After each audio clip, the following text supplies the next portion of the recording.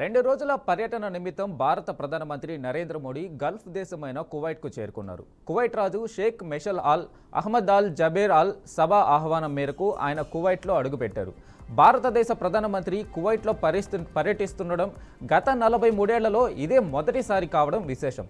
రాజధాని కువైట్ సిటీలోని ఎయిర్పోర్టులో నరేంద్ర మోడీకి కువైట్ ఉప ప్రధానమంత్రి షేక్ ఫహద్ యూసఫ్ సౌద్ అల్ సబాతో పాటు పలువురు మంత్రులు, ఉన్నతాధికారులు ఘన స్వాగతం పలికారు. 2 రోజుల పర్యటనలో మోడీ కువైట్ పాలకులతో భేటీ కానున్నారు.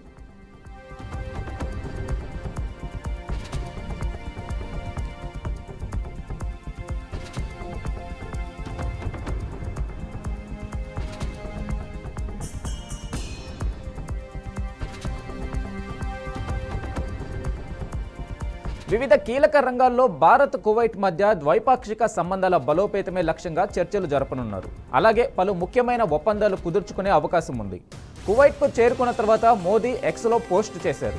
తన పర్యటన 2 దేశాల మధ్య స్నేహ సంబంధాలు మరింత బలోపేతం కావడానికి దోహదపడుతుందని విశ్వాసం వ్యక్తం చేశారు. వేర్వేరు రంగాల్లో భారత్ కువైట్ పరస్పరం సహకరించుకుంటూ కలిసికట్టుగా ముందడుగు వేయాలన్నదే తమ లక్ష్యమని వివరించారు.